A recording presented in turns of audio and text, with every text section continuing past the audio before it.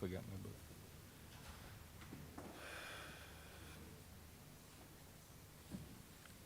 This house is now resumed.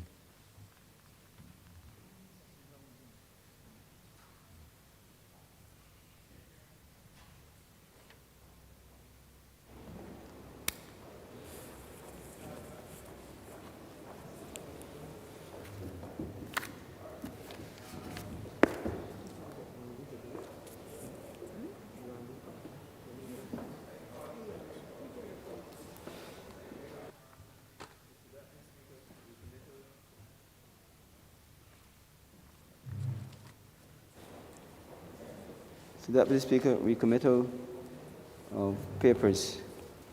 Minister Strong?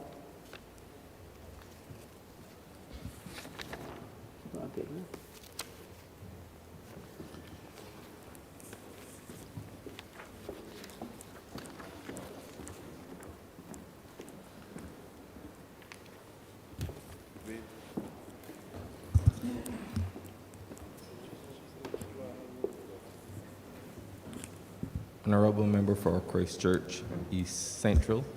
Thank you very much, Mr. Speaker. I am commanded to lay the Ministers and Parliamentary Secretaries' Remuneration and Allowances Order 2022.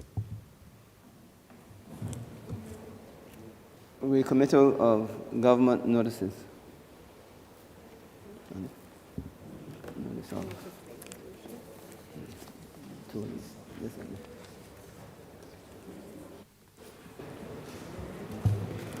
Honourable Leader of Government Business. Thank you, Mr. Deputy Speaker. I beg to give notice of a resolution to grant the sum of $45,536,691 from the Consolidated Fund and to place it at the disposal of the government to supplement the estimates 2021-22 as shown in supplementary estimates number 9, 2021-22. With it. Hold on.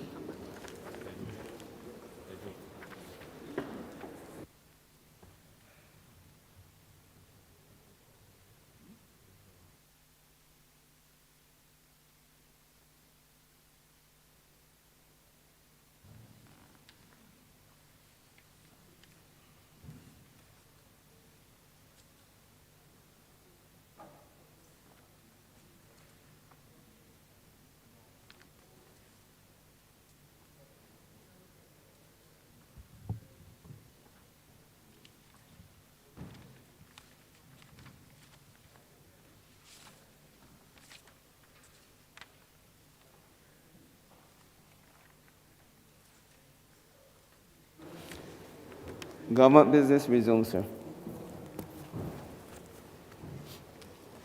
Order number 5, in the name of the Honourable Leader of the House, to move that the House resolve itself into Standing Finance Committee to consider the grant of sums of money for the service of this island.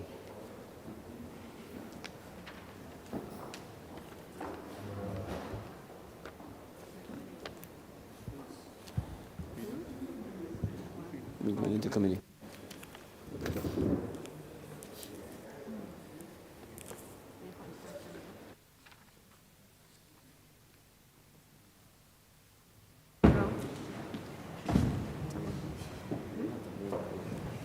It's not in the room. Right. I just want to make sure to where you were. Yes. Thank you. Beg to move that you do not leave House resolve itself into Standing Finance Committee. Oui? By the second that, sir. No issue. The question is that I do not leave the chair and the House resolve itself in Standard Finance Committee. All those honourable members in favour, please say aye. All against, please say no. I think the ayes have it.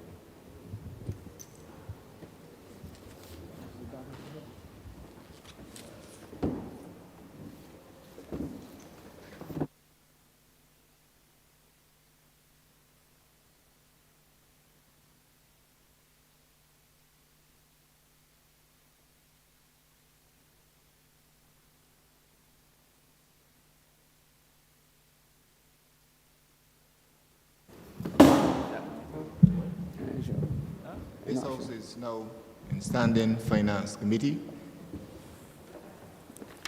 Mr. Chairman, Head 27, Ministry of Tourism and International Transport, in the amount of $4,486,545.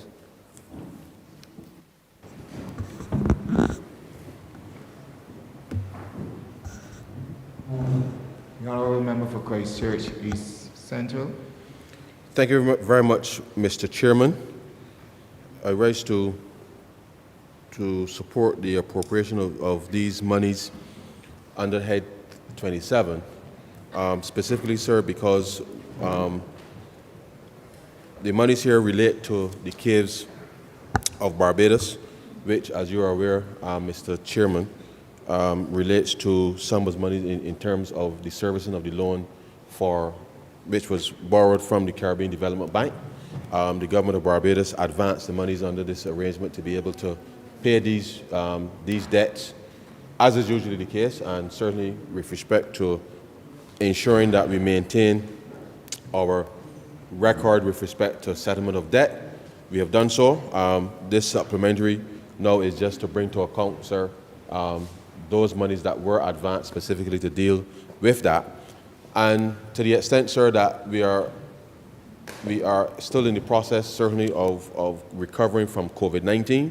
I know that there are wonderful plans with respect to the management of the cave going forward and the expansion of additional investment and activities within the context of the area. We are confident now that having repositioned the management of the cave, that Barbadians alike as well as visitors will have a much broader set of experiences with their interactions with Harrison Cave, and therefore we are honoring our commitment as a government with respect to the arrangements already in place, and therefore these monies are to bring those monies to account. With respect to the other element, Mr. Chairman, for some time, we have been contemplating, sir, how we engage with respect to, and as Barbadians will be aware, we own, in effect, sir, the Hilton Hotel. The hotel is managed under a specific arrangement with Hilton International, and therefore we've sought very clearly to renegotiate the specific arrangement between the government and people of Barbados and the management of the Hilton Hotel, and therefore the other sums of monies as requested here relate to covering the legal fees with respect to being able to manage that renegotiating process. Both of these elements, sir, would relate to, in a sense, the extent to which taxpayers' investment over time will see a greater return, and therefore consistent with how we have been re-engineering and reforming our processes across government. These two specific entities in relation to, one, how, on the one hand, Harrison Cave is managed, but equally too, sir, with respect to the management and operation of the Hilton Hotel, are intended to ensure then that there are greater returns back to the taxpayer by having expanded opportunity for Barbadians, see greater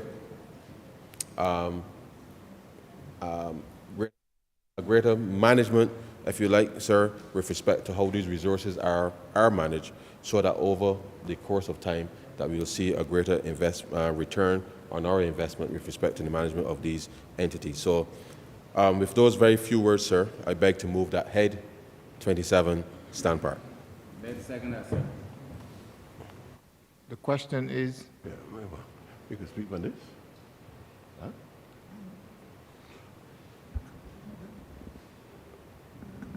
Honourable Member for St. Michael East. Yeah, Mr. Chair, for considerable time, I've been wondering if when we hear about the expenditure in relation to the cave, Harrison Cave, which has brought substantial sum of revenue to Barbados, And then I'm now hearing the call for a supplementary to even further make sure that the business and the function of the cave is sustained. I'm just trying to find out if it's a mythology or if I am really involved in fantasy.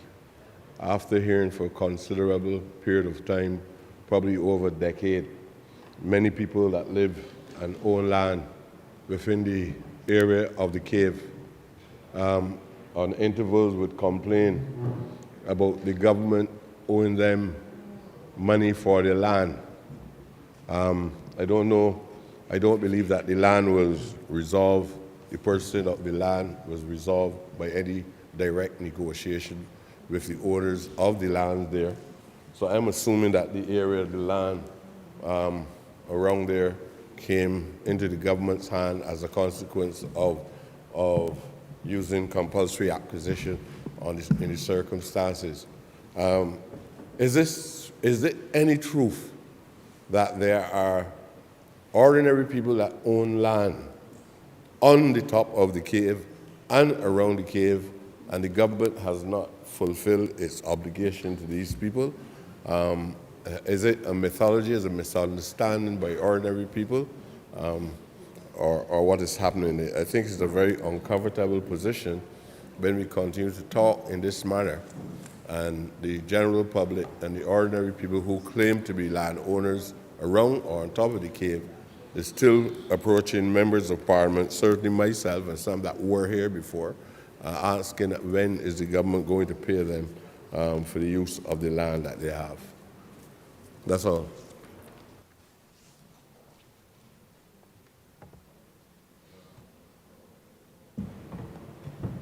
Thank you very much, Mr. Chair. I give the honourable member some assurance that I will follow up on his question, but suffice it to say, Mr. Chair, that the government certainly in entering into the arrangement with the new operator of the cave, Chaka Caribbean, that I know there were extensive consultations with respect to engaging the wider community in the build-out of the investment and opportunities within there. And therefore, I undertake to respond to the honourable member at the appropriate time with his queries. Specifically though, just to be clear, this specific loan came into being in 2007, Mr. Chair. The agreement was signed on February 14th, Valentine's Day, actually 2007, Mr. Chair, and therefore this is part of the government's guarantee with respect to the process of the Caves of Barbados resolving that debt from the Caribbean Development Bank. And so, Mr. Chair, if those favors beg to move that head 27 stand part. The question is that head 27 stand part. All honourable members in favour, please say aye. Honourable members against, please say nay. Methinks the ayes have it. Mr. Chairman, Head 30, Attorney General, in the amount of $10,202,750. Honourable member for St. Joseph. Mr. Chairman. The supplementary request for the Office of the Attorney General is multifaceted. I promise not to take you on too much of an excursion this morning. We have requested, and the largest single amount is a sum of $4,609,888.92 that is requested to pay salaries, allowances, and so on. And without going into too much of a long discourse, I think it is important that I give both the Parliament and also the country an indication of some of the challenges that have beset the Barbados Police Service which would require these kinds of amounts to be provided for. Mr. Chairman, one of the things that we have not generally talked about has been the impact of COVID. And I know COVID is being seen as the panacea for just about anything that happens to derail the proper running of government, but I think it is important to mention it in this context. We have maintained a very secure and stable environment in Barbados because of the hard work of our police officers. But it is not so readily recognized that from time to time we've had tremendous challenges keeping boots on the ground because of COVID. There were times, Mr. Chairman, during the course of this financial year that we've had, and I don't even mean at the beginning, I'm talking about even recently, we've had as many as 60 and 70 police officers in isolation. In isolation, sir. That is more than 5% of the Barbados of the total employment numbers of the Barbados Police Service. And this then has ramifications because we don't dare tell the country we cannot put boots on the ground because people are in isolation because of COVID. And then when you have people in isolation, sir, we've also had similar numbers in quarantine. So there have been periods of time, Mr. Chairman, when we could have had and did have as much as 10% or more of our force, of our service, being unavailable to work. But we can't close a station. There are places in Barbados, Mr. Chairman, when COVID hit, you will see a sign in the papers or on social media. This business is closed for the next week. This business is closed for the next 2 weeks because of an outbreak of COVID. We've had businesses, supermarkets, all kinds of enterprises closed. The Barbados Police Service, much like the QUH and other places, cannot close. We still have to put people there. So invariably, Mr. Chairman, what would happen is that police officer Kerry Simmons would complete his round of duty, but then be told he can't go home. Can't go home because we got 70, 80, 90 people in isolation or in quarantine. So you got to stay on and do additional work. These are things that, you know, we don't talk about them, but they are the harsh realities that our law enforcement officers have to face. So, Mr. Chair, it is important for us to acknowledge and to thank the members of the Barbados Police Service, and please afford me the opportunity to do so on this occasion, to thank them for working tirelessly and unfailingly during this COVID pandemic. It has disrupted their family lives, it has disrupted their domestic arrangements, it has disrupted much of what the rest of us take for granted. They don't get the chance to say, no, I am not coming.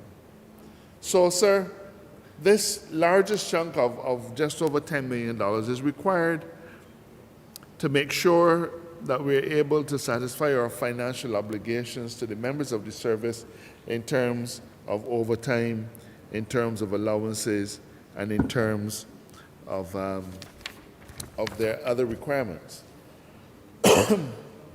We also have an obligation to pay them, sir, in relation to travel allowance. The amount voted for travel allowance is insufficient to process the payments that are required for the end of the financial year, and we therefore are seeking supplemental provision in the amount of $204,000 so as to be able to deal with that. Utilities, sir, requires supplemental provision for an additional $500,000. And then, of course, the supplies and materials. We've, of course, and if you think about it, Mr. Chairman, a police patrol goes on duty. They go into the same police station. Now, a school closes at the end of the day. Most government institutions will close at 4:30, and people go home. A police station does not close. A shift leaves, and a shift comes on. We have to make sure that we have the requisite number of masks. We have to make sure that we have adequate sanitizer, adequate cleaning materials, and so on, in order to be able to, and PPE, in order to be able to safeguard the health of our hardworking police officers. So, because of the special requirements of COVID, Mr. Chairman, we now find ourselves in a position where we have insufficient funds to purchase hand sanitizers and things of that sort. We also need additional provision for the maintenance of our animals, the dogs and the horses of the Barbados Police Service. We have a significant amount, Mr. Chairman, the amount of $1.08 million, which is required to deal with petroleum products and the purchase of spare parts for police vehicles. Again, Mr. Chairman, when we drive home at the end of the day, we park our vehicles and it stays there until we decide to leave home again, often on the next day, sometimes 2 days after. A police vehicle never stops working. A patrol on a shift brings that vehicle back to the station, the next shift comes in and takes up that same police vehicle and hits the road again. A police vehicle works 24 hours of every single day of the year. And we have a serious maintenance program in place, but the fact of the matter is that it requires a tremendous amount of resources to keep our rolling stock there. And again, sir, we have to also factor in the extraordinary requirements of COVID. Because rather than just policing for the normal purposes of law and order, our police officers, our police service has had to be there to supplement the hard work of the COVID unit, and therefore we require a rather large amount of money to be able to make provision for the purchase of petroleum products and spare parts. And that has nothing to do with the increases from time to time of gasoline and things of that sort. So therefore, Mr. Speaker, Mr. Chairman, it is a significant amount of money that we're asking for by way of supplementary, but none of it, sir, is to be taken as any reflection on any poor management on the part of the service. We have managed every cent carefully. Every cent carefully. But the fact is that circumstances have prevailed which have required us to force officers to work extra duties and things of that sort, and therefore we must now ensure that there are reasonable requests in terms of money for remuneration is available to them. And with those words, sir, I beg to move that the supplementary provision requested under Head 30 stand part. The question is that Head 30 stand part. All honourable members in favour, please say aye. Honourable members against, please say nay. Methinks the ayes have it. Head 31, sir. Ministry of Innovation, Science and Smart Technology in the amount of $2,567,583.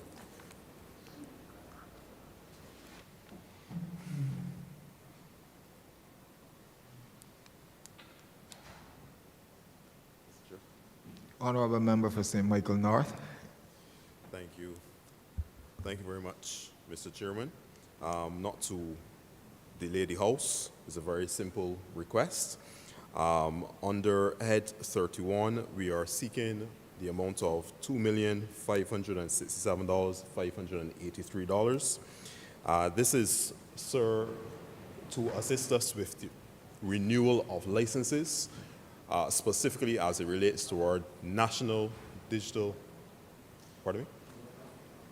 My mic is the green light is on. Thank you.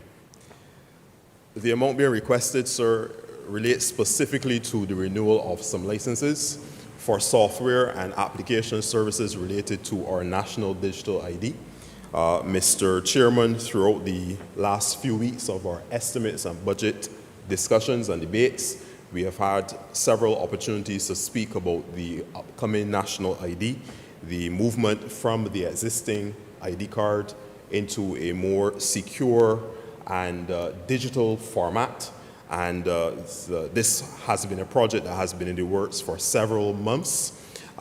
Because of the digital aspect and component to the card, there are several applications and several software licenses that we have already engaged. And we are at that point where we need to now renew those licenses. So the amount that is being requested in this supplementary is specifically related to the renewal of those licenses. So therefore, with those few words, Mr. Chairman, I beg to move that the supplementary amount of $2,567,583 stand part. The question is that head 31 stand part. All honorable members in favor, please say aye. Honorable members against, please say nay. He thinks the ayes have it.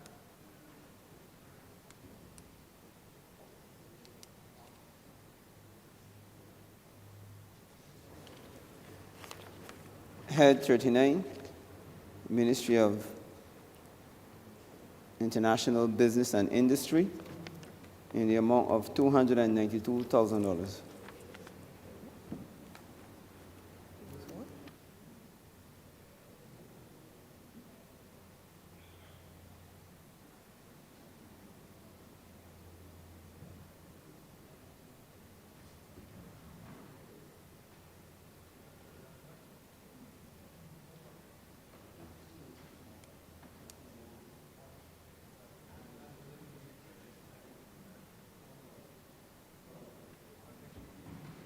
Honorable member for St. James I Central. beg your pardon, Mr. Chairman. This is a relatively simple matter about which I need not delay the House. The request here is that the sum of $292,000 should be approved under this head. It is for the costs associated with additional posts of analysts, the regrading and reclassification of senior analyst to senior compliance officer, and acting allowances which are due as a result of the creation of the Global Business Review Task Force. Might I just say, for the benefit of lending a little bit of clarity to all of that, sir, is that this arises as a result of certain steps that have to be taken by the Division of International Business with regard to making sure that Barbados continues to meet its exchange of information for tax purposes requirements, and to do those things that we need to do with regard to the further requirements with regard to notice of beneficial ownership of the interest of companies registered to function in this country. By extension, we have, as part of that Global Business Review Task Force body of work, created a compliance unit within the Division of International Business.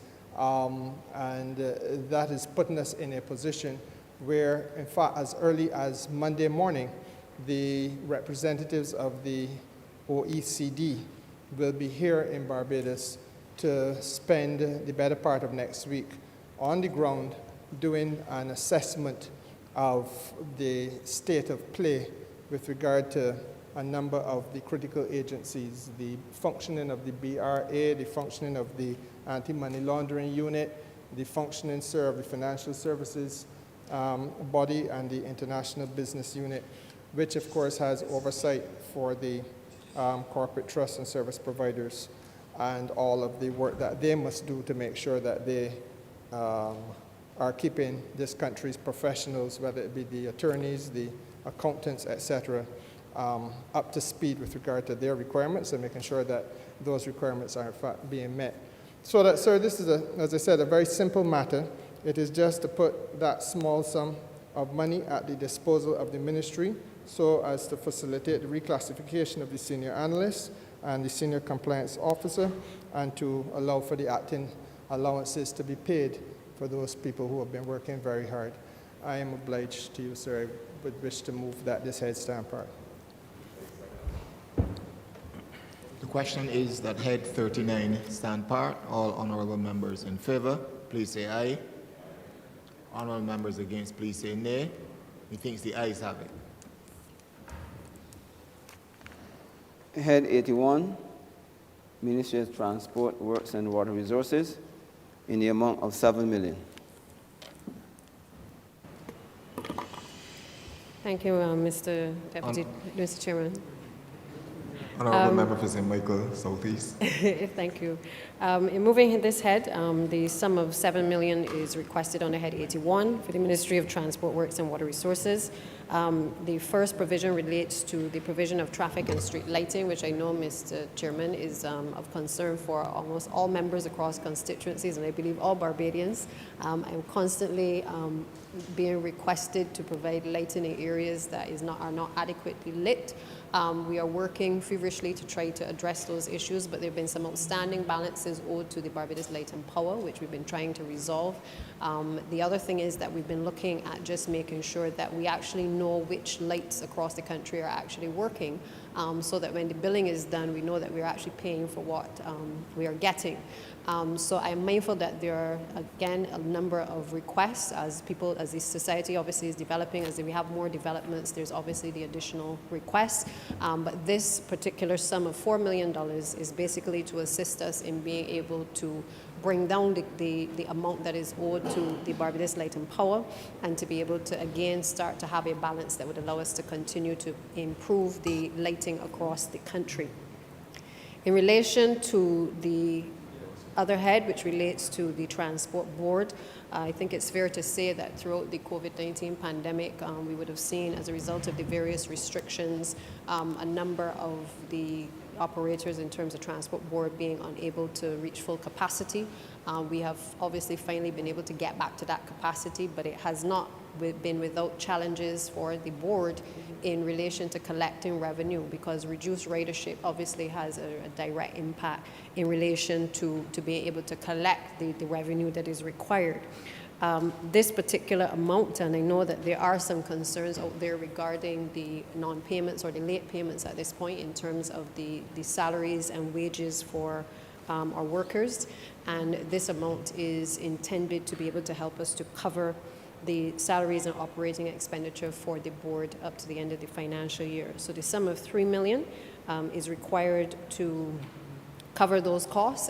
We are also in the process, and I'll just state for the record, obviously there are other ministries that the Transport Board provides their buses to be able to facilitate persons moving, whether it's the Ministry of Education, whether it is the Ministry of Community Empowerment, persons with disabilities, and therefore, as you can appreciate, as all entities and all ministries have been trying to find that perfect balance in meeting expenditure, obviously at times we've not been collecting the revenue from those ministries as well. So it really requires us now that we are back up and open to be able to apply some pressure to the ministries, and certainly the Ministry of Finance, to ensure that the Transport Board is able to stabilize its position and to be able to provide the ridership to the public of Barbados in a timely manner as well. So, Mr. Chair, with those few words, I beg to move that Head 81 do now stand part. The question is that Head 81 stand part. All honorable members in favor, please say aye. Honorable members against, please say nay. Methinks the ayes have it. Head 82, sir. Ministry of Environment and National Beautification, in the amount of $6,920,507. Honorable member for Christchurch West Central. Thanks, Mr. Chair, sir. I don't have to over-elaborate today, but just to say the evidence is there for everyone in Barbados to see that we are finally becoming the beautiful state that we ought to be. So the money being asked for is to ensure that the salaries at the NCC, those salaries that would pay those workers who work assiduously to beautify and to clean and green this country, that they have a salary so that they can be able to take care of themselves and their families, and to pay as well some gratuities that we would have owed some of those workers as well. And the other set of monies, Mr. Chair, is support the efforts of those who are working to build the Concept Bay facility, a facility that will have a revetment that ensures that the abuse that we are having from the waves in a natural way, that we can protect the shoreline, a slipway to ensure, Mr. Speaker, Mr. Chair, sir, that the boats, when we are under the threats of hurricanes and other surges, that the fishermen will be able to haul out their boats in a safe and timely manner, and a boat yard facility where that we will be able to facilitate repairs, much needed repairs for those boats in a pristine and fit for purpose environment. And lastly, Mr. Chair, sir, the other monies is to be spent to ensure that the fishermen have their longed-for fishing recreational facility, a facility that will allow those fishermen not only to recreate and launch in an area that is of the best making, but to allow for persons to be having all the facilities, the technological facilities, computer facilities. They will have a kitchen. And Mr. Chair, sir, I know you understand what is good old country food in a rustic environment. So, Mr. Chair, sir, it is to really enhance the facilities at Concept Bay, and I know the Honourable Member for St. John will be able to add his red flag to this vote. So, with those few words, Mr. Chair, sir, I move that Head 82 in the amount of $6,920,507 stand par. Honourable Member for St. John. Thank you, Mr. Chair. First, I want to thank the former minister for triggering this and the current minister for seeing it through. Just in a couple of sentences, Chair, this facility was in a state of disrepair for probably more than 30 years. Same building. The fishermen at Concept Bay are now operating out of two rusty 20-feet containers. And I'm suggesting that this particular development will augur well for the area. I know that it is an area that we're looking to develop in terms of probably having a tourist attraction at the location. So I am fully supporting this particular supplementary because it will benefit all of those fishermen and the others that ply their trade at Concept Bay. It is a clear indication, as I've constantly been saying, that this government is proactive and that we're doing what is necessary in order to ensure that every single person get that share of the pie. And it contributes to the fact that St. John is rising. Let us never, ever forget that. So I want to thank the Honourable Member for this, and I look forward to the start of this particular situation. I'm obliged.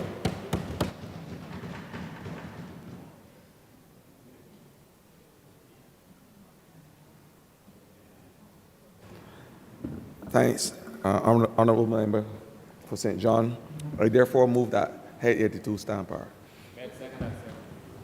The question is that Head 82 stand apart. All honourable members in favour, please say aye. All members against, please say nay. Methinks the ayes have it.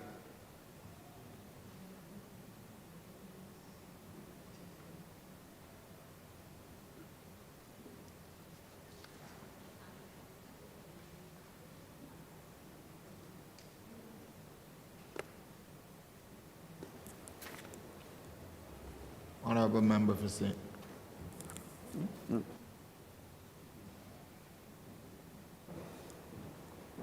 Head 87, sir. The Ministry of Education,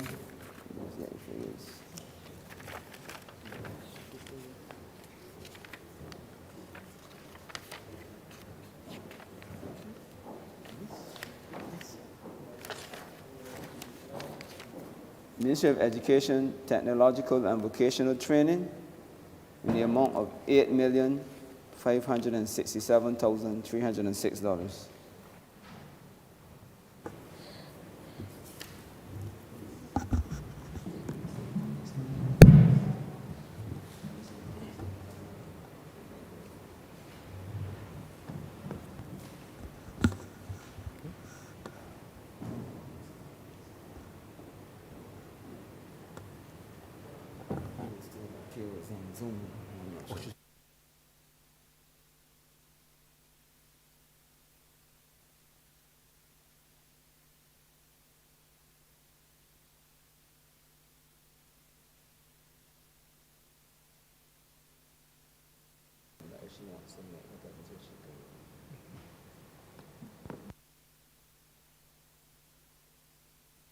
Member for St.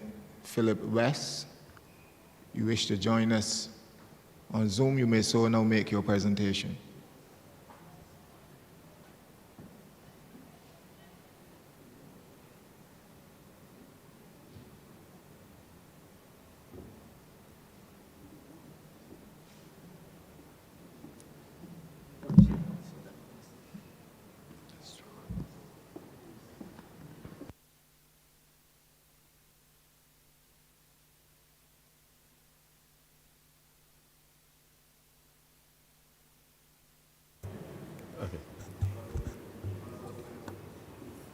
Honourable Member for Christchurch, East Central. Thank you very much, Mr. Chairman. I will try my best to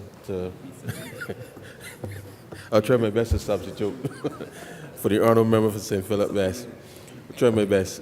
Mr. Chairman, and just for the avoidance of any doubt at all, because I suspect the members of the public hearing this debate may get a little concerned. As it relates to salaries, not just in relation to this head, but certainly all of the other heads that have come before, I just want to make it clear that public servants have been paid. During the normal course of the year, whether it is from the statutory vote or the other personal emoluments, sir, from time to time, as the AG would have indicated in his instance, obviously depending on which officers work, obviously will determine the value of allowances. So what is allowed in the system, just for absolute clarity, is that obviously officers will be paid. What we are doing here today is simply to account for the fact that there may have been variations throughout the year across the various heads, and therefore we are just bringing to account what has happened with respect to the various votes by each ministry. I've asked the budget section, Mr. Speaker, because in this particular instance here, as relates to head 37, the variation is actually quite larger than what was normally have been the case. And I anticipate, sir, that based on the review between the Ministry of Finance and Public Service, that the variation appears to have been in part with respect to the reconciliation between the number of officers who were intended to be appointed versus who were temporary, and therefore we had to continue to pay until that was resolved. So I just want the public to be aware that what we are voting here actually is not related, and I accept that we still have some issues to resolve, Mr. Chairman, in terms of when authorities expire and those types of internal administrative matters for ministries, and therefore we are provisioning here for what has already been paid to officers, and in this case it will be teachers under the Ministry of Education, but we have given a commitment that we will review the internal processes with respect to those officers who are temporary and where the authorities are not updated as efficiently as we can, as efficient as they should be, and therefore over the course of the next fiscal year we hope to have an intervention in place that will not see the kind of anxiety and uncertainty with respect to those officers that come into the service new, so to speak, and continue to experience some of those issues. And of course, sir, it speaks as well to and naturally, once you make those allowances, with respect to national insurance contributions are equally paid on time as well, and therefore we're just bringing into account what has already transpired during the course of the year.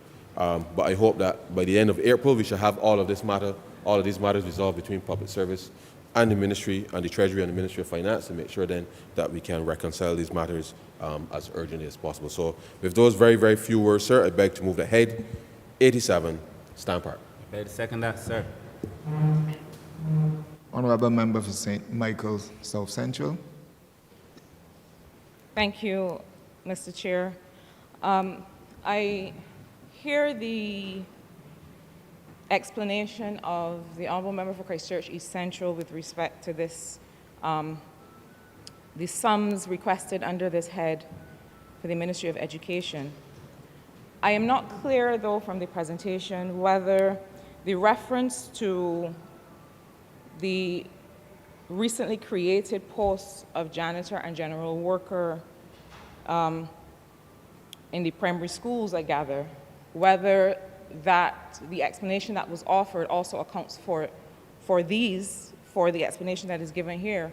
In other words, the presentation that makes reference to bringing to account retroactive salaries or bringing to account in a retroactive fashion this payment of salaries, whether this funding for recently created janitor and general worker posts explains that, or whether there have in fact been recently created janitor and general worker posts under the nursery and primary sub-program in the Ministry of Education. So I wasn't clear on that. And the reason I raise it is that in 2008-2009, the government of Barbados went through a process where we regrettably saw the separation from work of certain categories, people who worked in certain categories.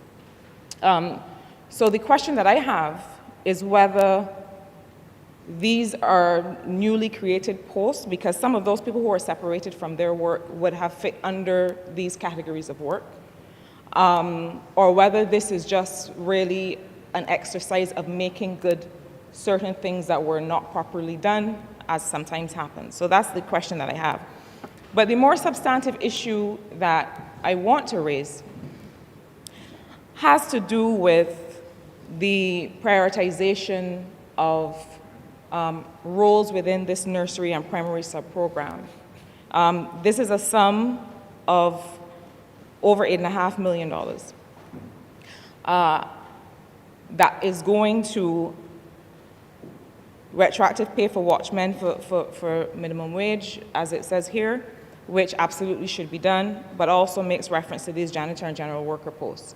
I don't know if it is a situation that because children are back in schools and because we still have to be very watchful with respect to COVID, whether these positions are now required. I would love to have an explanation on that. But the greater point really has to do with nursery and the capacity of the education system to accommodate children in nursery schools. It is a perennial problem. And I am reflecting the concern that has been shared with me by many of my constituents as recently as this morning, that some of their efforts to get their children into nursery schools do not bear fruit, in part because there are not enough places, there are long waiting lists, and so on. So it begs the question about the prioritization of these resources and whether there is not scope or should not be scope to look at the issue of capacity at the nursery school level. Now, the government of Barbados said in the last term, and we said as well in the 2018 manifesto, that this is not something that a government can do alone, and that is granted. But there was meant to be an effort to collaborate with the private sector to expand the availability of nursery places, especially for those who live in and around urban St. Michael. Part of that effort was supposed to have seen collaboration with the private sector, in particular in areas where we tend to see women's labor concentrated. What used to be, and we used to have much more representation of these kinds of enterprises, call centers and so on. And the idea at the time was to collaborate with the Ministry of Industry and to make sure that there was availability of daycare, day nurseries, and so on for people to be able to return to work. This is not simply a question of having spaces, early childhood education spaces for infants to be able to start their education properly. But it's also a question of women's capacity or the primary caregiver's capacity to go back to work or to find work. And I believe that all members are aware that one of the constraints, in particular to women being able to work, is whether they can find adequate daycare facilities. So while this over $8.5 million is being allocated for this purpose, and I hear the explanation that it is retroactive, I'm not clear on whether these recently created janitor and general worker posts, not to say that there should not be janitors and general workers, but I think it's important also to acknowledge that we have made a commitment to expand nursery capacity in this country. And I wanted to know the extent to which we are going to be able to honor that commitment, if at all. Thank you, sir. Honourable Member for Christchurch East Central. Thank you very much, Mr. Chairman. My apologies for the breakdown in the addendum. Just to make it very clear, when you recall that the order with respect to the minimum wage came into effect April 1st of 2021, and we had already made provisions, obviously, within the context of this financial year, but we recognized then that once the order came into effect, that the watchmen would need to be paid the new minimum wage, and therefore operationally within the context of the ministry's budget. That was done throughout the course of the year. And the posts to which the janitors and general workers, those were actually approved in February as school returned, and there were additional sites because of a couple of primary schools, which escapes me now, where we had to operate alternative sites with respect to the provisional schooling, and therefore those 20 posts were created and approved with respect to those with respect to making educational services available to those students, those off-site facilities. As a result, 61,946,000 for not just the watchmen, but equally the general workers and the janitors for the end of the financial year is what that amounted to.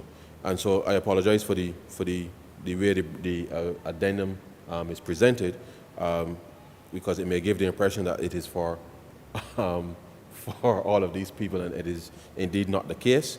8.5 million is actually with respect to the payment for the teachers within the context of the nursery and primary section. And as I said, the reconciliation between MPS and Treasury will continue to make sure that we have that properly done. Obviously, the other concerns that the member raised, obviously, the Minister of Education will have to respond to. But I think, as all members here, we share the concerns with respect to, one, the normalization of school again, and what that will mean, obviously, for the education of all of our children. And I too share some of the concerns with respect to where we are. But I know that having started in February, that we all look forward to the third term, where we can see full school resume and with very little disruption by way of COVID, so that all of our children, whether nursery, primary, secondary, can get access again to in-person education 5 days a week, 9 to 3, so that the rest of the country can get a sense of normality once again. And so with those few words, Mr. Chairman, I beg to move that Head 87 stand part. Second that, sir. The question is that Head 87 stand part. All honourable members in favour, please say aye. Honourable members against, please say nay. Methinks the ayes have it. Head 92, Ministry of Energy, Small Business and Entrepreneurship, in the amount of $500,000. Honourable member for St. James Central. Mr. Chairman, sir, that really designation, I'm sure, is now Energy and Business Development. But be that as it may, sir, this sub-program with respect to the electronic single window is a very critical one, in which we are seeking the sum of $500,000 to finance the commencement of the electronic single window project. It is as simple as that, sir. And obviously, to the ears of the uninitiated, the question must now be asked, what is the electronic single window project? I am happy, sir, to provide you with a very brief exposition. Sir, the reality in Barbados up until this point has been that if you are trying to do a cross-border transaction, say, for example, you're importing something into the country, you very often, sir, as a business person, have to move from one department of government to another physically in order to get the permissions and follow the regulatory requirements from department to department to department. In some cases, sir, that may involve in any given transaction as many as 7 or 8 stops, and you're going from place to place during the course of a business day. It means that the entrepreneur or the person representing the entrepreneurial endeavor spends precious time back and forward through traffic, spends precious money in order to be able to complete the transaction at the regulatory level. We, sir, are trying to now come to a point where importation and indeed exportation from this country is substantially simplified, allowing the business people in Barbados, sir, for the first time in the history of this country, to have a facility whereby they go online and they are able to meet all of the regulatory requirements in one place, in an interactive space online, so that they are able, at the touch of the mouse, to complete those regulatory requirements and either import into the country those things that need to be imported in pursuance of their business endeavor, or export from the country those things that we need to be exported so as to earn the foreign exchange that the country must have. Now, Mr. Speaker, sir, Mr. Chairman, sir, the benefits really are that you are, in this effort, going to onboard as many as 28 government departments onto this electronic single window. So you would, for example, be onboarding, obviously, Customs and Excise, because they are critical parts of the process. You would be onboarding, Mr. Speaker, sir, the Royal Barbados Police Force, the Barbados Police Service, the Defense Force. I'm not going to try to rattle off all of them, Mr. Speaker, sir, Mr. Chairman, sir, but if you think about it, for example, in any part of the exercise, invariably the Ministry of Agriculture, through a number of its departments, plays a critical role, whether it be for sanitary and phytosanitary purposes, so as to ensure that we don't import pests and that type of thing into the country. Equally, Mr. Chairman, the Plant and Quarantine Department plays a very important role. The ministry or the division within the Ministry of Energy and Business Development, that division called the Division of Commerce, or the Department of Commerce rather, plays a very important regulatory role. And we can go on and on. As I said, there are about 28 government agencies that will be onboarded during the course of the next couple of years, so as to make sure that this one-stop shop will be an environment within which business people can seamlessly interface with government, meet the regulations that the state must maintain for the safety of the country and the well-being of its people, but at the same time substantially accelerate the pace at which we do business. We are, sir, also going to benefit from this electronic single window by harmonizing data so that you will have high-speed electronic filing of documents by all of the relevant government departments.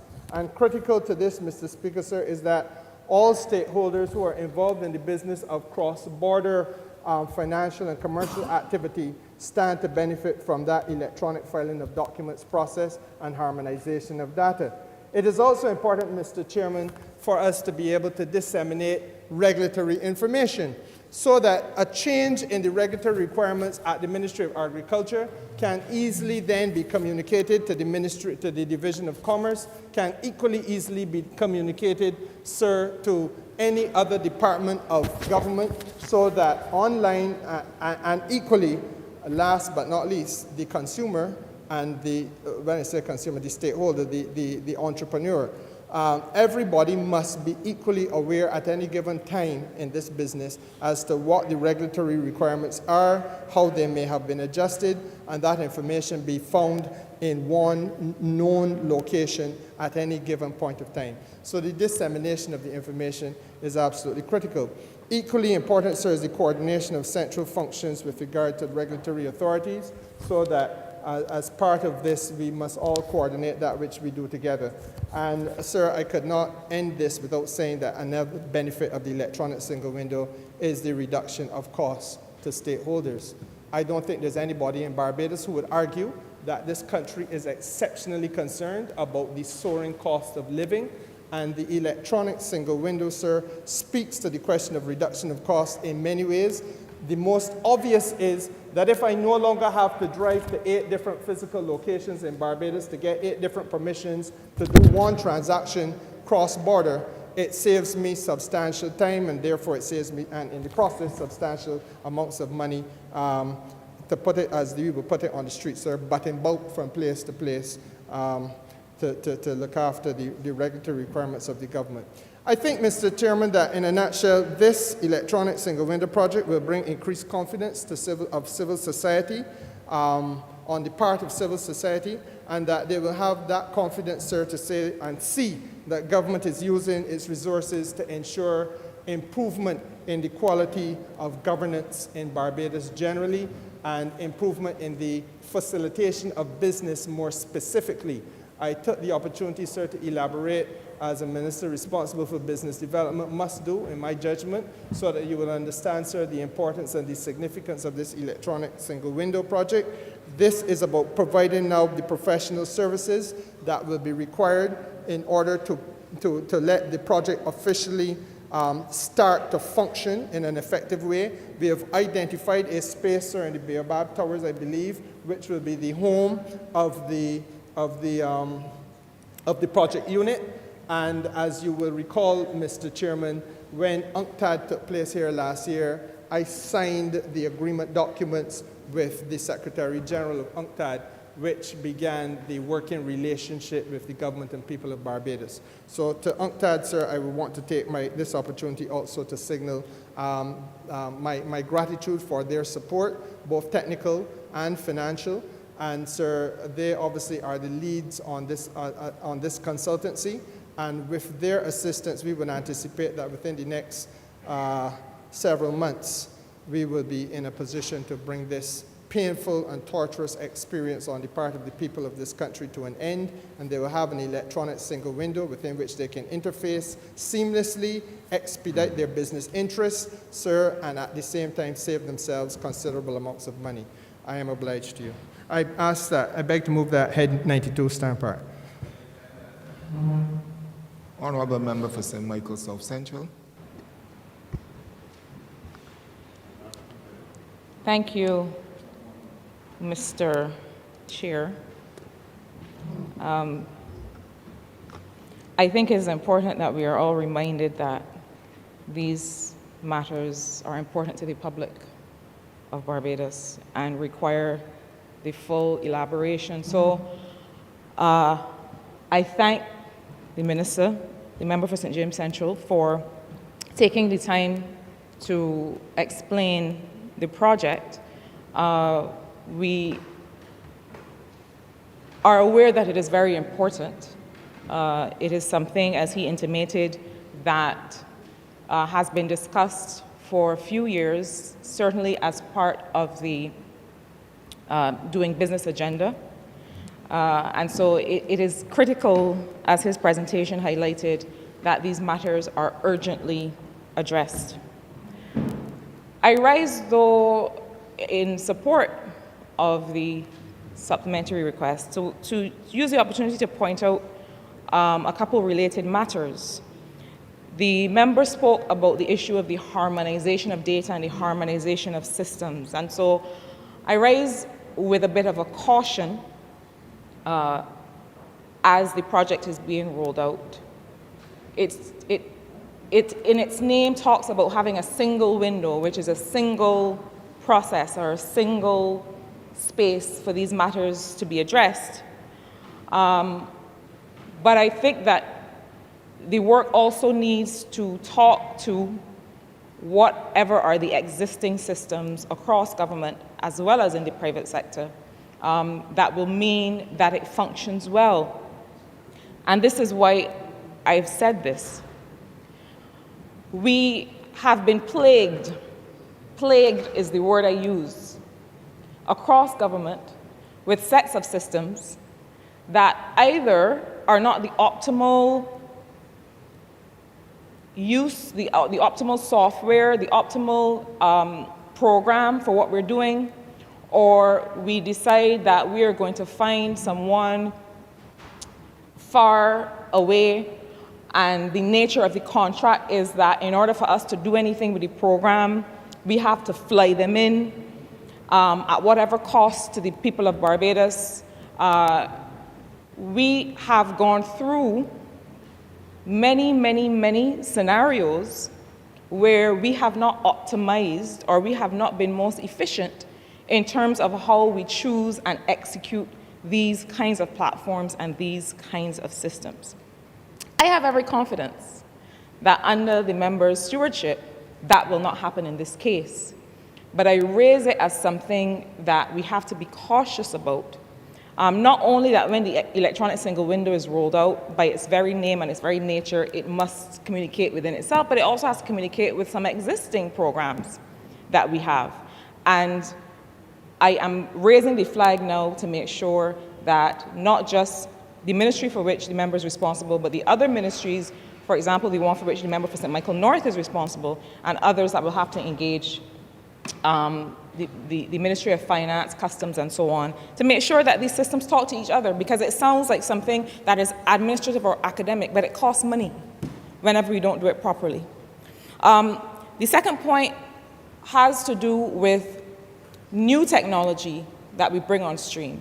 And I am forced, I'm afraid, to raise again the issue of KIPO and how that is being rolled out. This morning, I also had the occasion to have a conversation with my very good friend, the member for Christchurch West, who has also just helped roll out the e-planning system for town planning that we spent many months working on.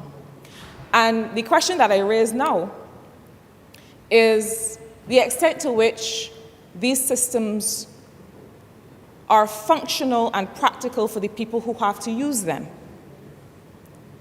Now, I understand that there are going to be growing pains and there are going to be teething issues. But I also think that there has to be a system through which the client is not at a disadvantage because of the way we choose to go about rolling out a particular system. So, for example, in the case of KIPO, where there's not a form that is made available online for whatever reason, and a client has to say, well, I'm going to need to bring this form in to the desk, then there has to be a stream, a parallel stream, which is just as analog, so that I can go back to a system of walking in if your online system has a bug or does not work. And similarly, for town planning, the member, and I spoke about it this morning, but the the fact is that we also have to understand who is using these systems. Now, I may put in an application in my name. Mr. Chair, you may put an application in your name, but you're not the one that's going to town planning to deal with building starts and to deal with certificates of compliance and so on. That is your agent. And so your agent has to have a way to be able to use your application number or to have a particular code or something that enables the individual to go in and do business in your name. Now, it requires that we understand the step-by-step process that is involved in doing business in these particular scenarios, and that we use it to create whatever it is that we need to create. But to go back to a very basic turn of phrase, time is money. And so every time we have to pause or come offline or bring new functionality, that is a cost, not just to the government of Barbados and therefore to the people of Barbados, but also to the clients who are waiting on us to be able to do their business. My final reflection on this, sir, has to do with another point raised by the member, which is the dissemination of data. Now, over the last few days, I have been doing some work that has called for the use of very large data sets from other countries. And I have gone onto a platform and clicked a button and downloaded those data sets and have been using them to do some analysis that hopefully is going to make people's lives easier in another part of the world. If I want to do that in Barbados, well, I don't think I can. There are sets of data, for example, information on trade, capital flows of goods and services across borders. There's information that is critical for people to be able to do work. But not only that, there's information that, if it is made available, can also in itself create an industry of data mining and data analysis that would see some young people in Barbados have new careers and have jobs and have work to do. And so the issue of what we do with information, regrettably, I'm afraid that we have a culture here where information is mine.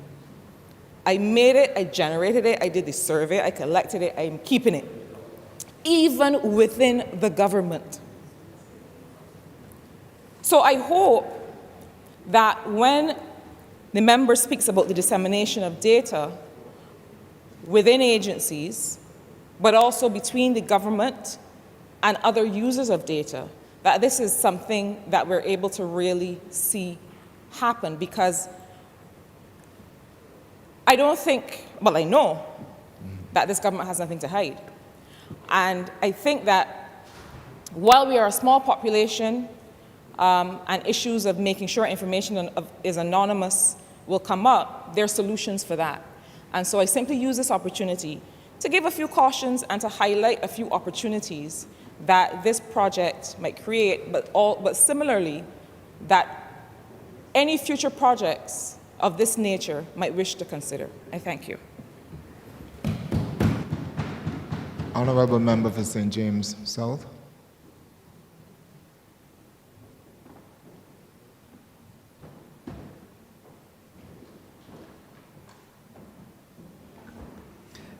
Thank you, Chair.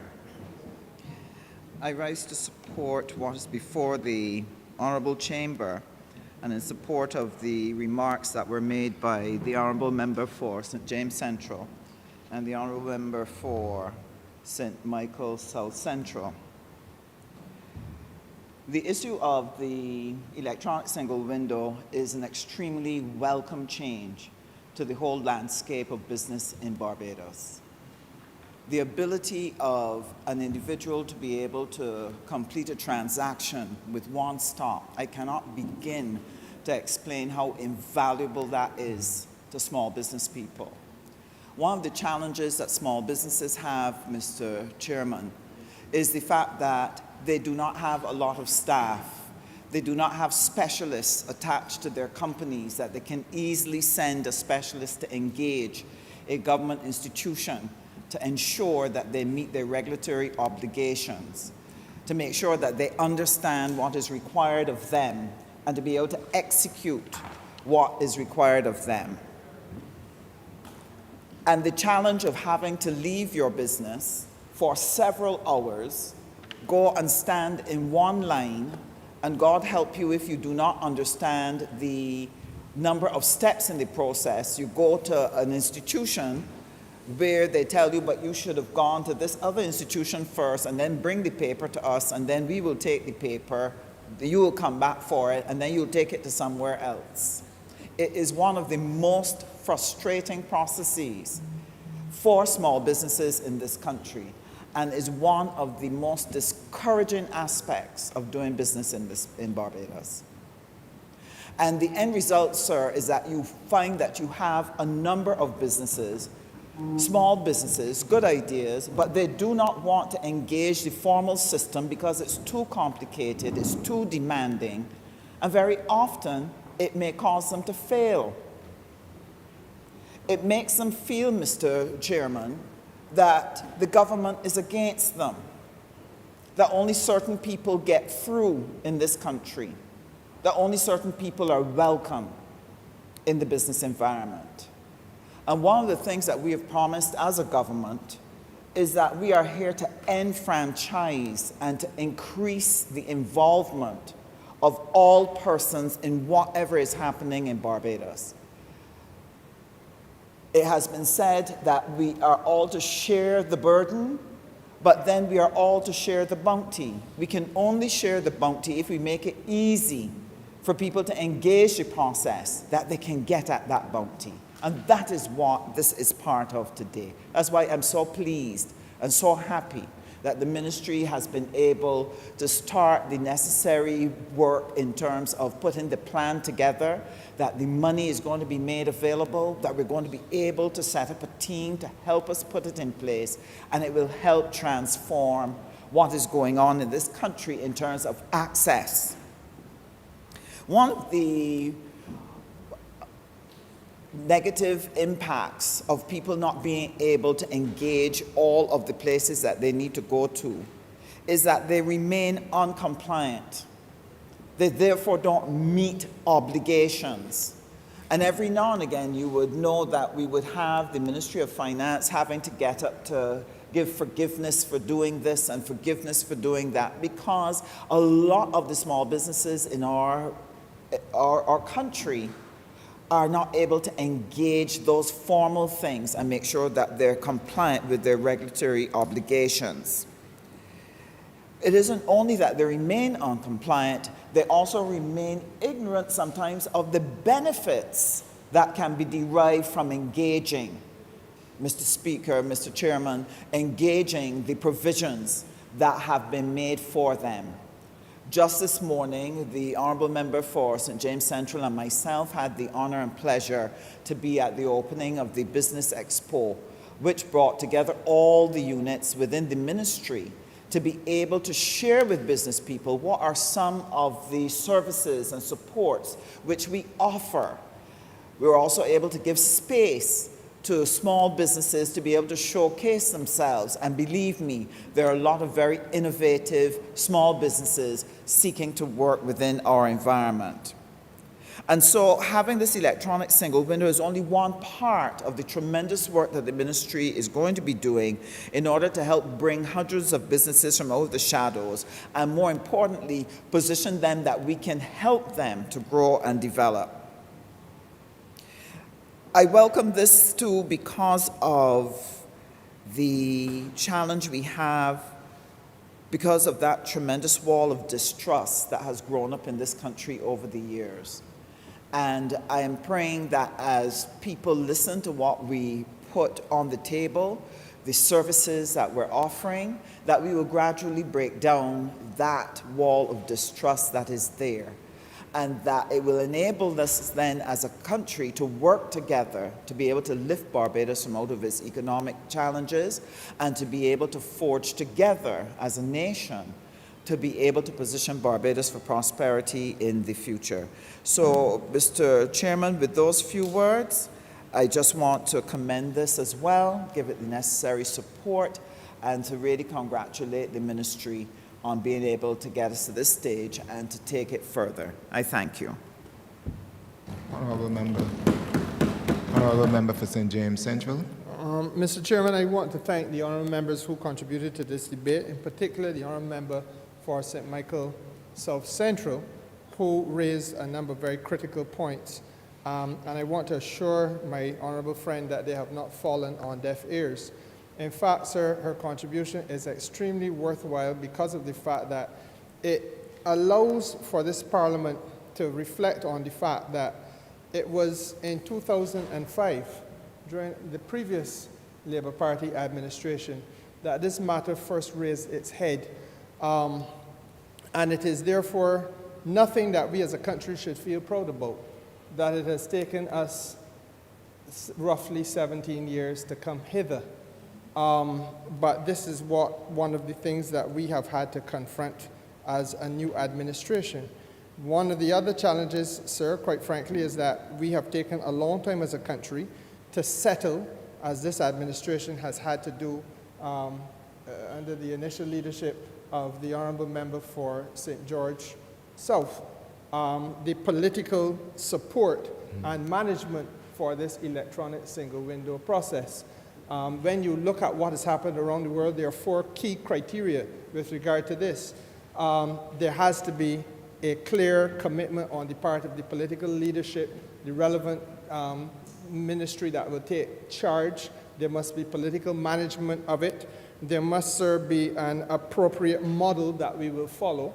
And we have decided, as I indicated to you, sir, that UNCTAD will be our consultant, and we will use their model of doing this.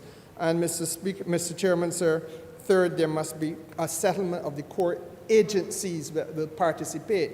It may surprise you, sir, had at one stage 21, then another stage 24, now we're at 28 government agencies that are being brought on board in this exercise. And the reality is, sir, that we want it to be, as the Honourable member for St. Michael South Central has urged us to do, be as comprehensive as possible in support of the final argument, which is critical to this, and which is where her input is located. That is that we have the appropriate supporting technology. Having identified over painstaking years, 15 long years, 17 years, the agencies to be brought on board, we must now make sure that every one of those agencies has within its ambit and jurisdiction the relevant technology and access to these necessary platforms to harness the information which is critical for the process so that we can harmonize that data and to disseminate that data in an appropriate way.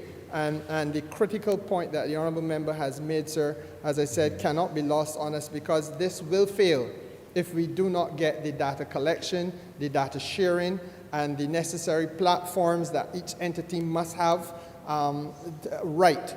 And that is the only way then that a consumer or an investor can have confidence in the process here in Barbados, because they are requiring that, or they're expecting that at each stage, each one of those 28 possible stops, there will be an equality of access to information, an equality of treatment of the information, and an equality of benefit and opportunity for them as a player in the system.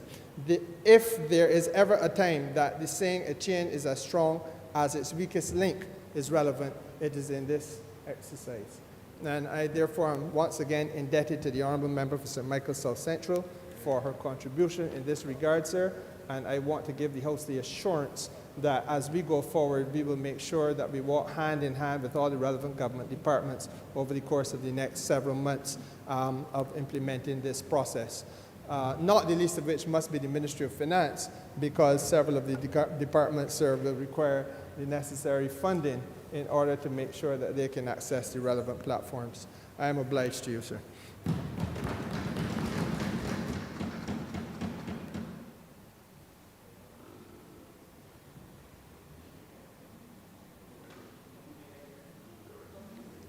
Honourable member moving ahead. Beg to move that head, what is this? Sorry, sir, head 92 stand part. The question is that head 92 stand part. All honourable members in favour, please say aye. Honourable members against, please say nay. Methinks the ayes have it. Head 93, sir. Ministry of Housing, Lands and Maintenance in the amount of $5 million. Honourable member for St. George North, St. George South, sorry. Thank you, Mr. Chair and members of the Chamber.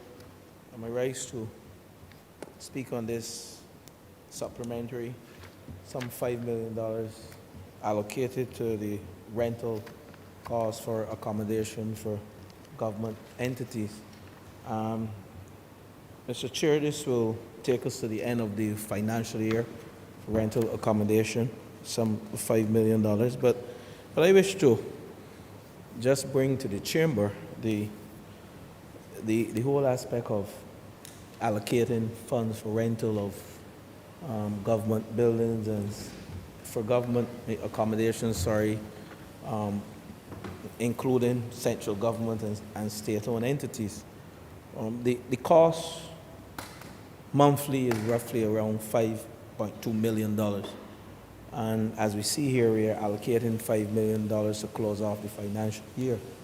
But more importantly, if you extrapolate that or if you calculate it to an annual year, a financial year, you will see that the rental cost for accommodation is over 60 million Barbados dollars.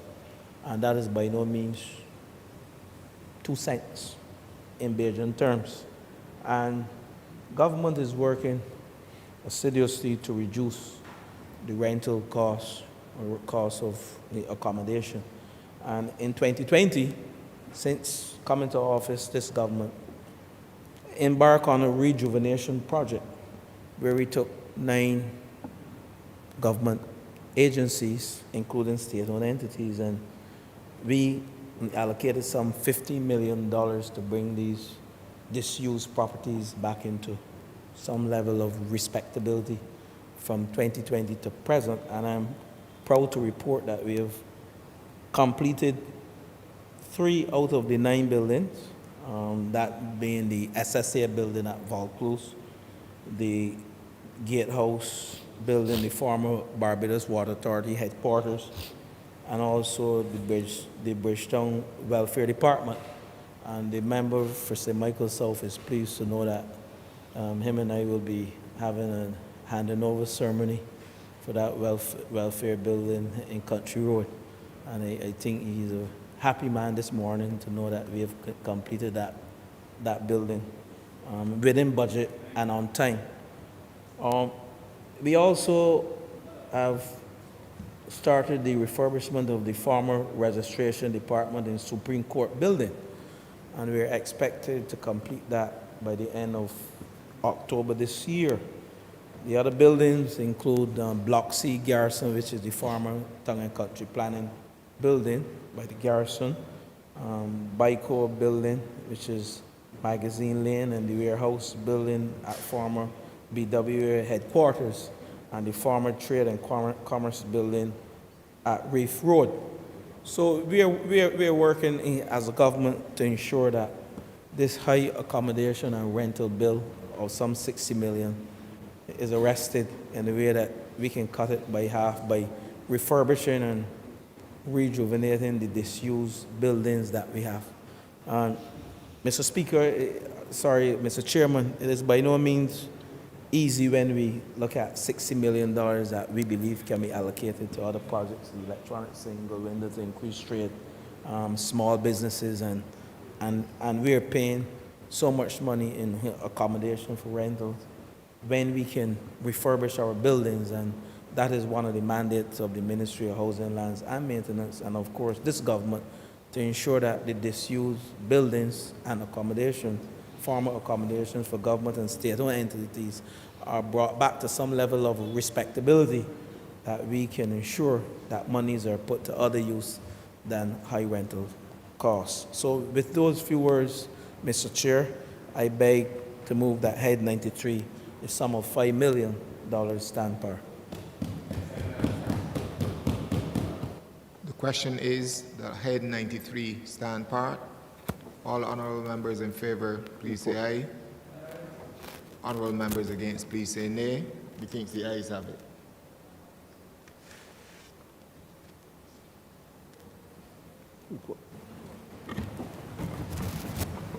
Mr. Chairman, I beg to move that you do not report progress to His Honor the Speaker. Passing. Sorry, the passing of one money resolution in committee. The question is that I do now report progress, the passing of one bill in committee, one resolution in committee. All honorable members in favor, please say aye. Honorable members against, please say nay. Methinks the ayes have it.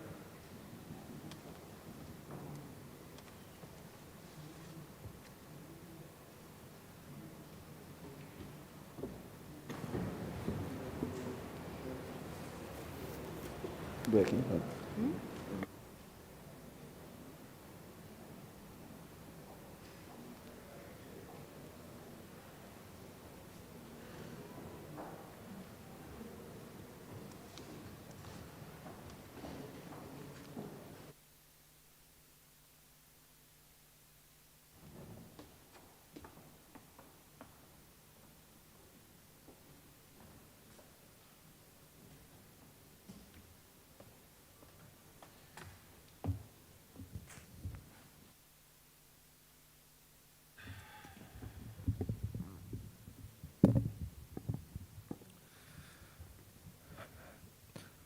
The chairman of committees has reported to me the passing of one bill in committee.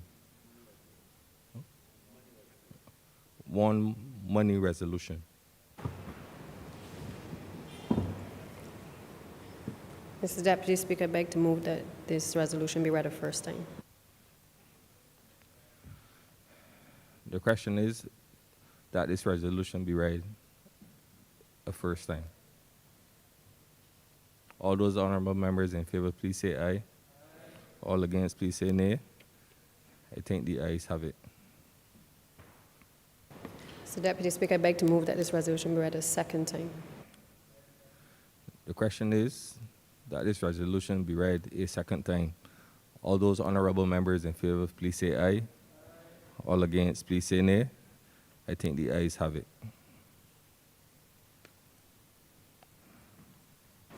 Mr. Deputy Speaker, I beg to move that this resolution be now agreed to. The question is that this resolution be read a third time. All those honorable members in favor, please say aye. All against, please say nay. I think the ayes have it.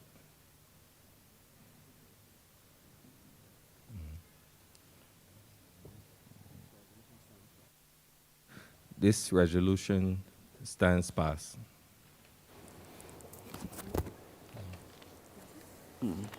Order number 4, sir.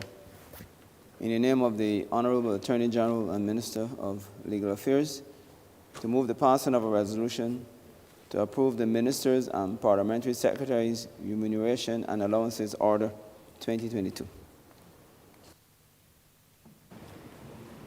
Mr. Deputy Speaker, I beg to move the resolution to approve the Ministers and Parliamentary Secretaries' Remuneration and Allowances Order 2022. Notice wasn't given? Notice was.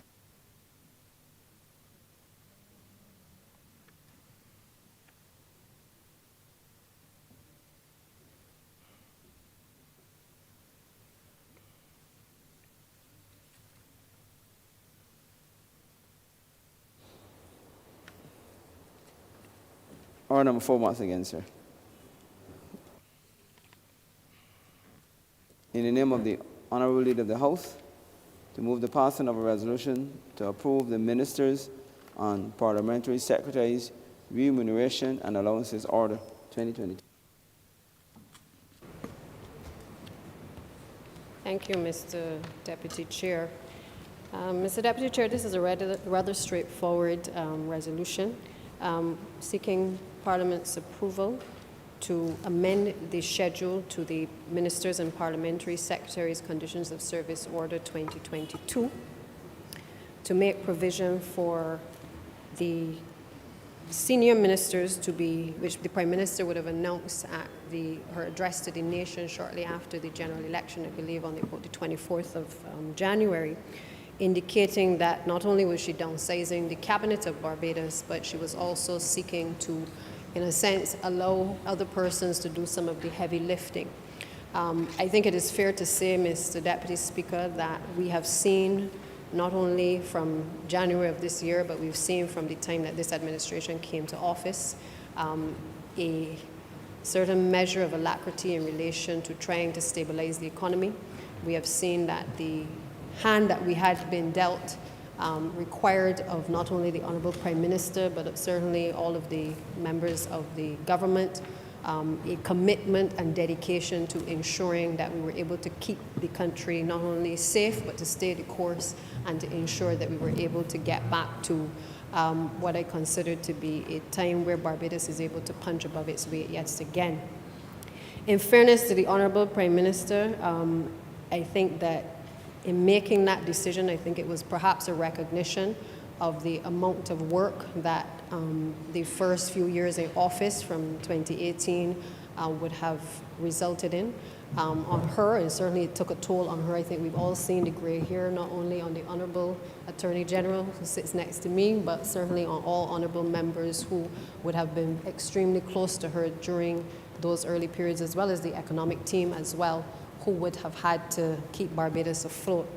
And so I believe that in making the announcement that not only that for the first time, for some time, there would be a Deputy Prime Minister, but also that there would be an additional 4 senior ministers to support the Prime Minister in being able to manage the affairs of the country, was an indication and a recognition by the Prime Minister that many hands really do make light work. Even as we speak, Mr. Deputy Chair, the Honourable Prime Minister is not on island. She is actually in Dubai. I just had a quick chat with her, reporting significant progress and excitement, certainly in relation to a number of meetings being held there. Again, looking and seeking investment for this country, because we cannot obviously behave as though we operate within a vacuum, but we must ensure that while we try to hold strain in these markets, that we have a responsibility as well to open up the markets both in the region but also internationally as well.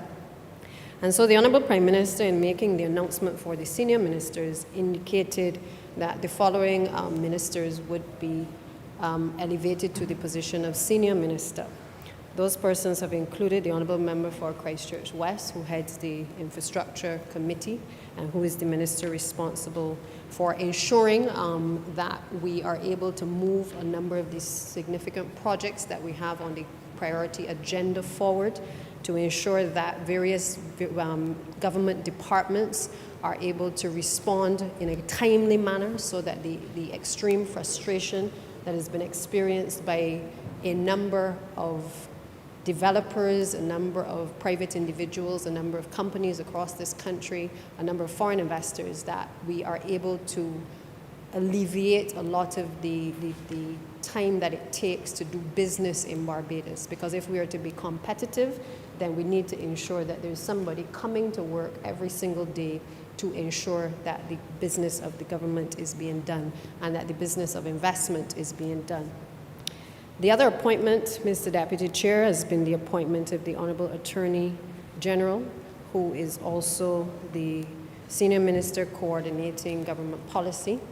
It goes without saying that throughout the last few years, and in particular during the pandemic, that the early period of the pandemic, the Honourable Attorney General and his staff have worked tirelessly to be able to deliver not only legislation in a pandemic environment, but to ensure that all government ministries were able to stay on top of the things that matter to Barbadians. And I believe, as I said earlier, we have seen the graying of the hair.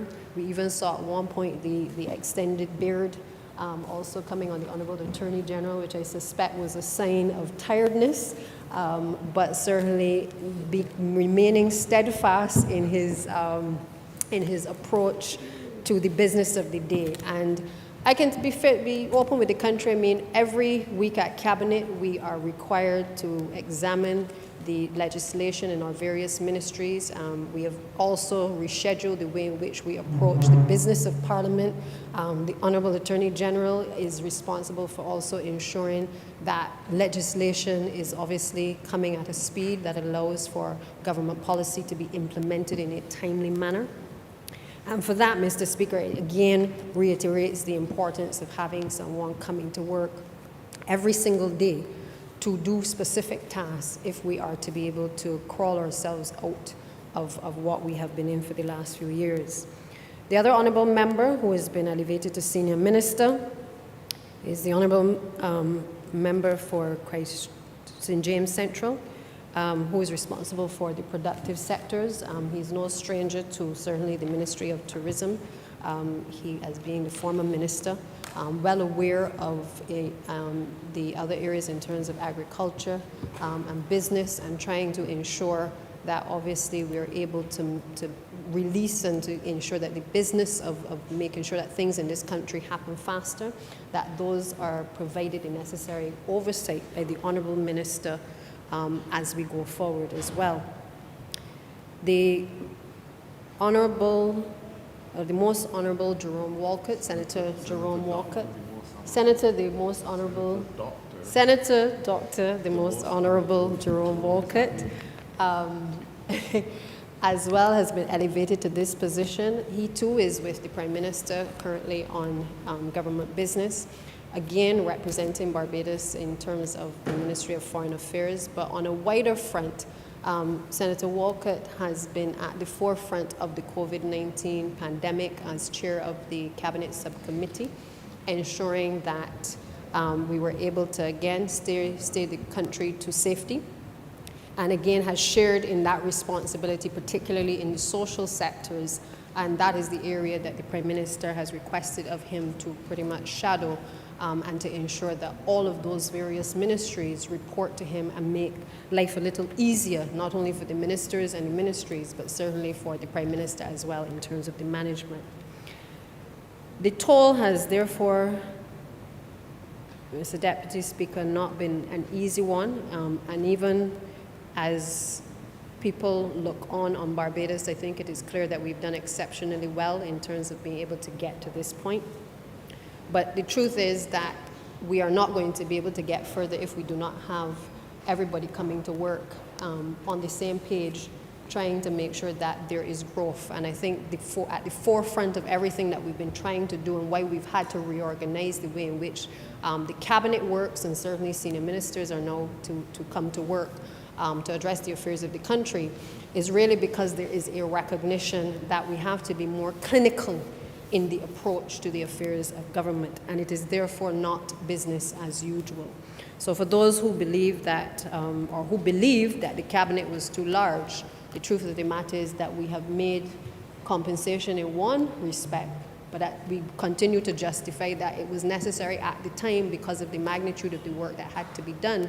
Now we have come again to government and basically revisited that initial position, but said simply that we need to have another cadre of another level of ministers, along with the Deputy Prime Minister, being in a position to be able to hold other ministries to account, to be able to share some of the work with the Honourable Prime Minister in being able to execute the mandate of this administration. Just to give some background, Mr. Deputy Speaker, as well, because I think it is important to know that the position of senior minister was previously held by Dame Billy Miller. Dame Billy would have been the Deputy Prime Minister at one point under the former Barbados Labour Party administration. She would have held the post from 1994 until 2003. And then she was appointed senior minister in 2003 when the current Prime Minister would have taken up the position. I believe it was then felt by the Honourable leader at the time, O.N.C. O'More Arthur, that it was necessary to ensure that she was not affected in terms of that salary structure which she had become accustomed to, and therefore arrangements were made to maintain her not only at the level of DPM but also at the level of senior minister. And so what is reflected in the resolution today, therefore, speaks to the fact that since that period of time when Dembele would have held the position of senior minister, there had been no further appointments to this particular post. What we therefore seek to do today is to recognize and to acknowledge the announcement made by the Honourable Prime Minister, but further to assure the country that with these particular changes, it is our intention to be able to drill down to where the bottlenecks are within government and to work collectively and assiduously to ensure that we are able to carry out the mandate of this current administration. Already, Mr. Deputy Speaker, I think it is important to note here that we are not senior ministers in any way or Deputy Prime Minister in name only, but the truth is that those initial meetings have already started where we meet regularly to look at the priority agenda of government, to look at the priorities in each of the respective ministries, and to pretty much hold to account each of the respective ministers and the public servants in being able to execute government's agenda. And so that will continue both in Prime Minister's presence and certainly in Prime Minister's absence, because we are very clear as to the promises that we have made as a government. We are clear as to the targets that we must meet in terms of growth, and therefore we meet regularly in order to be able to fulfill the agenda of this administration. So, Mr. Deputy Speaker, I have no intention of detaining the House any further. Suffice to say that this reflects yet another initiative on this administration to be able to improve the efficiency of government. We can't be telling the public servants that they must improve at their end and they must do all the restructuring within their departments, and equally within the cabinet. It still looks as though it is a cabinet of 2 decades ago. And therefore, these are but just a few changes that we have started to make, and I'm sure you are well aware that we will come to the point very shortly in relation to parliamentary reform and certainly wider constitutional reform. A country cannot remain in a state of pause. And therefore, while some of the decisions that we make may go against the grain or against what has traditionally been the norm, the truth of the matter is that just as the tide flows in and the tide flows out, equally as a government who is responsive and listening to the people of this country, we have a responsibility as well to try different things in order to be able to manage this country effectively. So with those few words, Mr. Speaker, I beg to move that this resolution do now pass.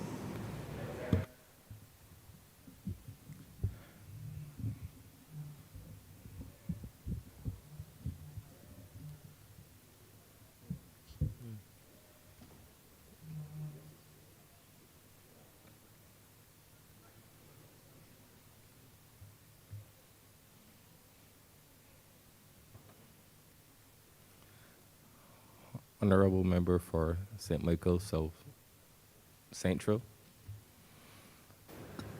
Thank you, Mr. Deputy Speaker. I wanted to lend my voice to this resolution because I think that the matter of the governance of the country is very important, and to the extent that there are changes to the structure of governance, that it bears discussion in this honourable place. Now, I do believe that there is a need for coordination across the various sectors in which the government works. I don't know if the 4 ministers who have been chosen would consider themselves elevated, as the word that we heard in the presentation, because it means for them quite a bit more work. But I think that we do need, in our service to the people of the country, we need to look at the issue of coordination of how that work is done. I agree with the member for St. Michael South East who presented this resolution that there is a lot of heavy lifting. And I think that this is not the occasion to get into a discussion of the value of the work that ministers do. I don't think that this country will ever reach consensus on that question. But I think that it is a time to look beyond the individual roles and to look at whether the systems exist for this coordination to happen. Now, I do not want to seem unsupportive of the measure, but I always am wary of the habit of throwing people at problems.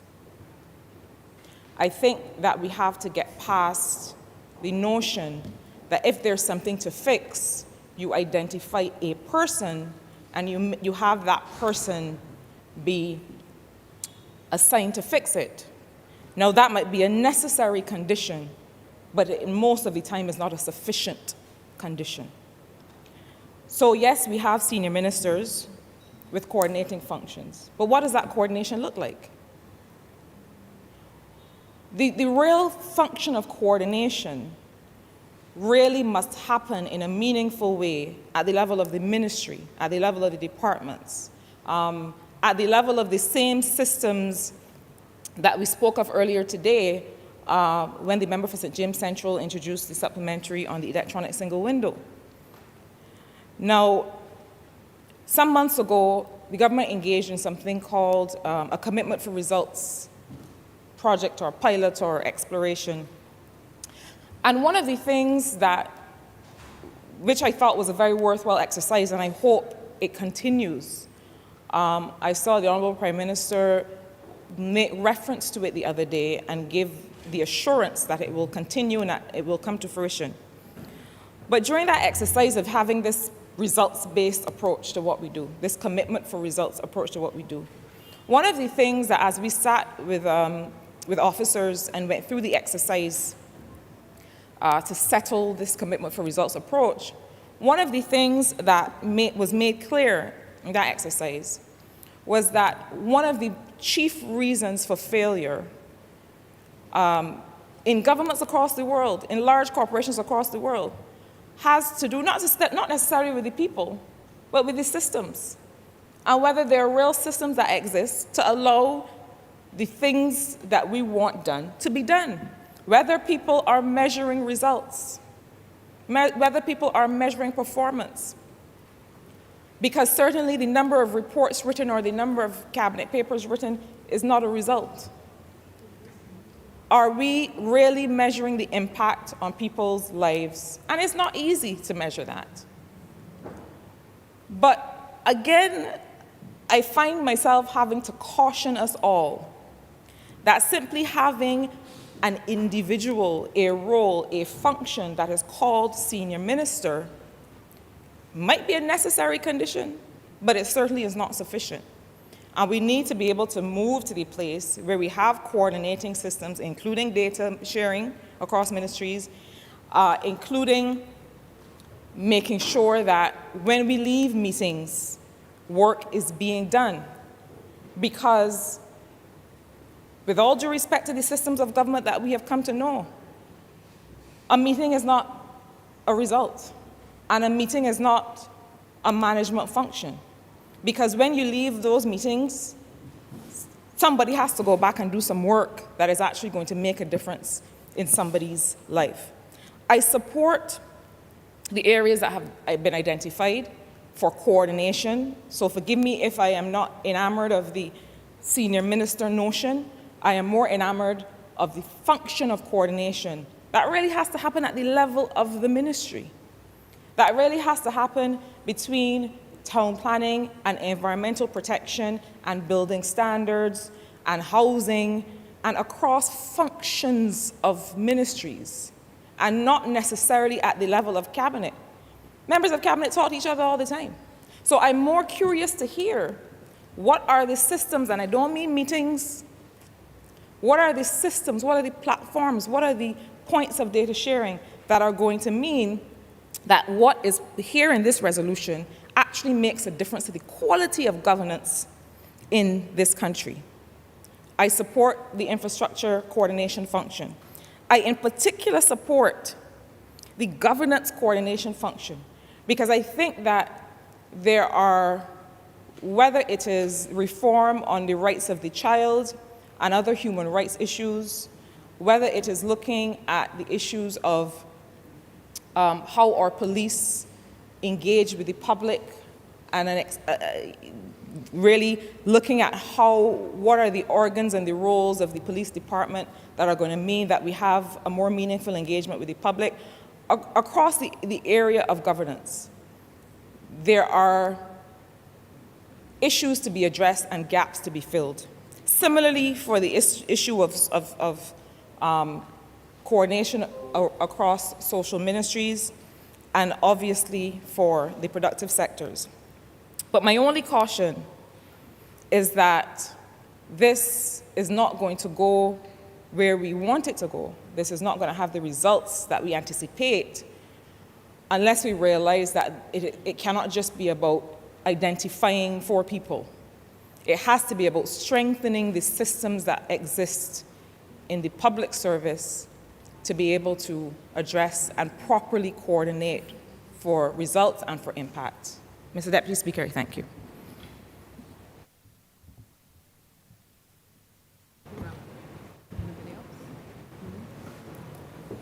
Honourable Leader of Government Business. Thank you, Mr. Deputy Speaker. I want to thank the Honourable Member for St. Michael's South Central for her contribution. I believe having held the role of responsibility for not only business facilitation, but also responsibility over town and country planning, and certainly leading certainly many delegations in relation to the economic team, bringing us through what I believe was some of our darkest hours. She, better than anybody else, knows the difficulties that we have in being able to not only have meetings, but have meetings where there is follow through. So I think the point is well taken. I do believe, though, that it is a little bit too early to diagnose this problem and say that perhaps the ministers may not be able to wrestle the issues to the ground. And that's why I set out the structure in terms of how we are meeting, how we are discussing the issues, reporting back to the Prime Minister, trying to look at the bottlenecks and trying to make the changes that are necessary. In many cases, I think the issue for us is, as usual, the issue of the reforms that are necessary, trying to make sure that things happen faster.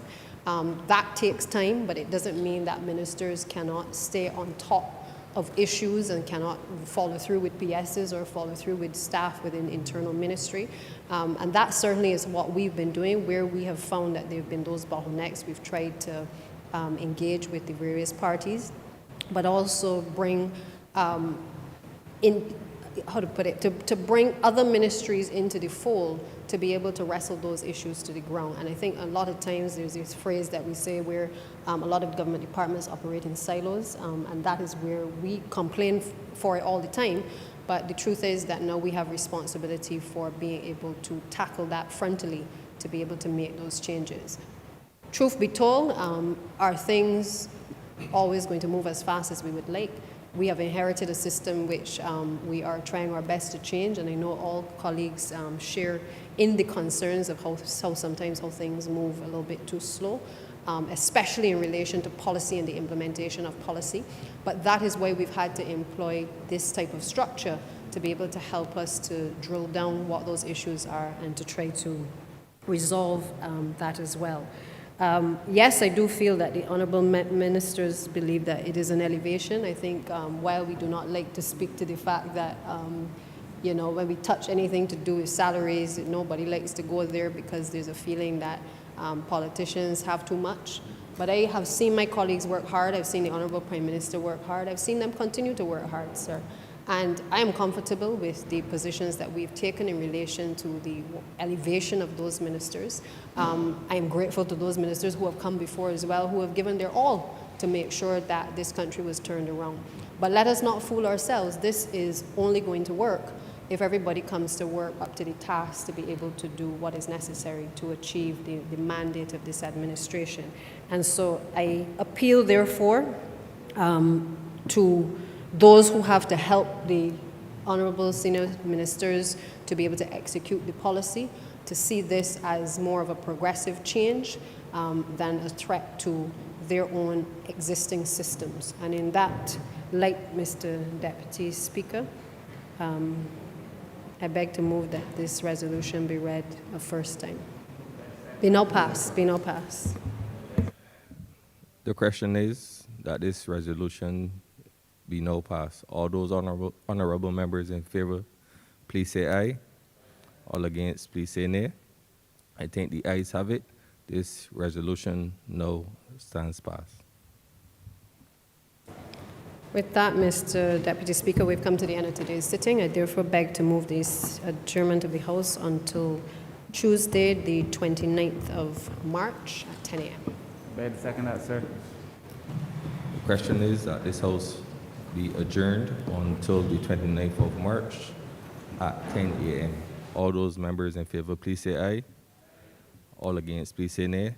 I think the ayes have it. This House now stands adjourned until the 29th of March at 10 a.m. sharp.